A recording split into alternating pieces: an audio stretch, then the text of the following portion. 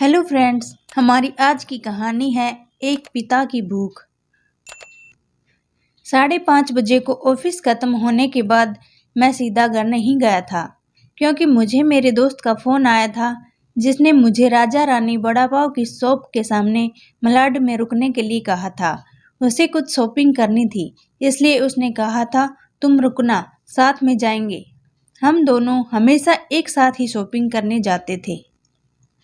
उस शॉप के पास पार्किंग के लिए पैरेलली कुछ लोहे के एंगल लगाए हुए थे।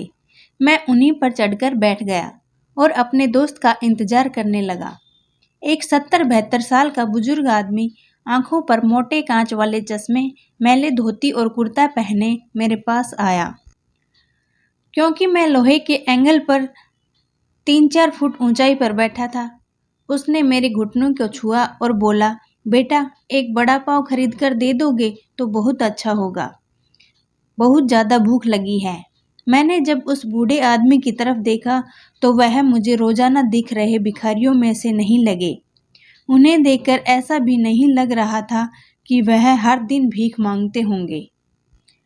ऐसे अचानक किसी बुजुर्ग ने मेरे पैरों को हाथ लगाया तो मुझे बहुत अजीब महसूस हुआ। मैं तुरंत एंगल से कूदकर नीचे खड़ा हो गया। मैंने अपने जेब में हाथ डाला और 50 रुपए निकालकर उस बुजुर्ग को देते हुए कहा, अंकल, आपको भूख लगी है तो ये लीजिए 50 रुपए, कुछ खा लीजिए। बुजुर्ग ने कहा, नहीं बेटा, पैसे मत दो, बस एक बड़ा पाव लाकर दे दो, उतना बस है मेरे लिए। ठीक है, मैं लाकर देता हूँ, आप यहीं बैठिए। कहकर मैं राजा रानी वड़ा पाव की दुकान में गया और एक बड़ा पाव खरीद कर लाया और बुजुर्ग को खाने के लिए दिया। बुजुर्ग नीचे बैठकर वड़ा पाव खाने लगे। मेरी तरफ देखकर वह बोले, ऊपर मत बैठो, गिर जाओगे, यहाँ बैठो मेरे पास। कोई साथ बैठेगा तो मुझे भी 2 निवाले अच्छे से खाए जाएंगे। मैं उनका कहना टाल नहीं पाया और उनके साथ ही बैठ गया। फिर मैंने ऐसे ही उनसे सवाल करना शुरू किया, कहाँ से आए हैं, कहाँ जाएंगे, किससे मिलने आए हैं, वगैरह वगैरह। मैं नागपुर से आया हूँ, एक छोटे से गांव में रहता हूँ। यहाँ मुंबई में मेरे तुम्हारे जितनी उम्र का एक बेटा है, एक बड़ी कंपनी में इंजीनियर है, उससे मिलने आया हूँ। 2 साल पहले उसकी शादी हुई, लव मैरिज। बहू पढ़ी लिखी है, नए विचारों वाली। उसे सास ससुर यानी कि हम पति पत्नी गंवार लगते हैं, इसलिए हमारे साथ रहना उसे अच्छा नहीं लगता। इसलिए बेटा अब अलग ही रहता है, यहीं मुंबई में 2 सालों से।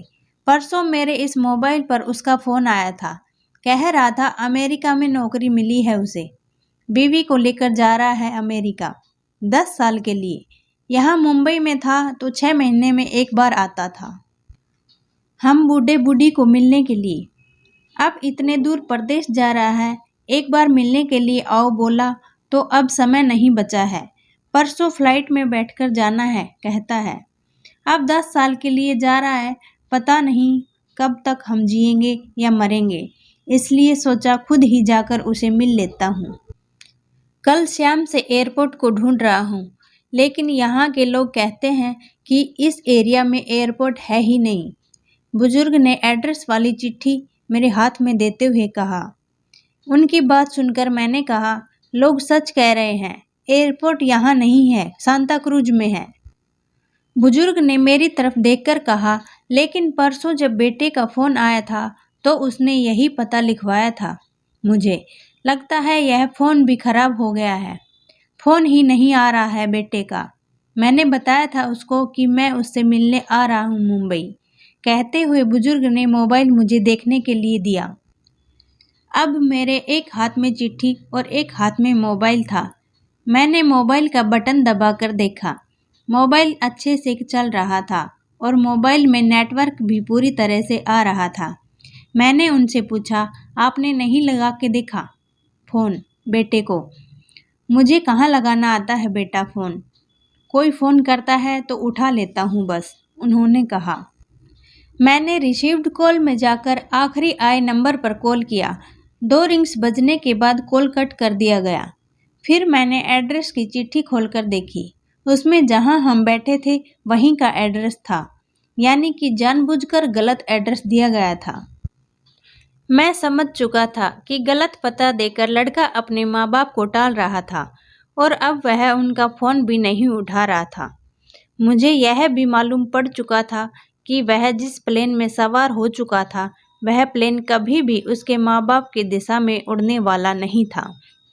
तब तक मेरा दोस्त वहाँ आ गया और बोला, चलो शॉपिंग करने चलते हैं। मैंने उसे 2 मिनट रुकने के लिए कहा और मैं बुजुर्ग की तरफ देखकर सोच में पड़ गया। मैं समझ नहीं पा रहा था कि अपने बेटे की तरफ से होने वाली धोखेबाजी को यह बुजुर्ग समझ नहीं पा रहे थे या फिर खुद का बच्चा उनके साथ ऐसा व्यवहार कर सकता है, यह वो स्वीकार नहीं कर पा रहे थे। मैं बुजुर्ग से बोला, अब तक तो आपका बेटा जिस प्लेन में बैठा है वह उड़ चुका होगा। मुझे नहीं लगता कि अब आपकी उससे मुलाकात हो पाएगी, इसलिए अच्छा यही होगा आप वापस अपने घर लौट जाएं और आंटी भी आपका इंतज़ार करती होगी। मेरी बात सुनते ही अगले ही क्षण उनकी आंखें भर आई। आंसू भरी आंखों से वह मेरी तरफ देखने लगे। घर जाने के लिए भाड़े के पैसे देते हुए मैंने उनके हाथों पर हाथ रखा और पूछा, अंकल, मैं कब से आपके हाथों में ये डब्बा देख रहा हूँ, क्या है इस डब्बे में? मोतीचूर के लड्डू हैं, मेरे बेटे के पसंद के। उसकी माँ ने भेजे हैं उसके लिए खुद बनाकर, बुजुर्ग ने कहा। किसी खंजर से मेरे दिल को चीरकर मेरे अंतःकरण को लहूलुहान कर दिया हो, ऐसी मेरी हालत हो गई।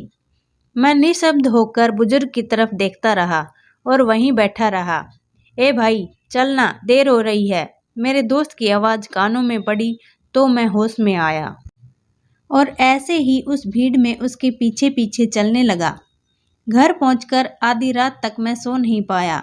रह रहकर एक ही सवाल मेरे मन में उठ रहा था। एक वड़ा पाव की भीख मांगने वाला वह बेचारा आदमी भूख से बेहाल होने के बावजूद भी अपने साथ लाए उस मोतीचूर के लड्डुओं में से एक लड्डू खुद नहीं खा सकता था क्या? अपने बेटे से इतना प्यार। तो दोस्तों, ये कहानी आपको अच्छी लगी हो तो वीडियो को लाइक और चैनल को सब्सक्राइब ज़रूर करें। धन्यवाद।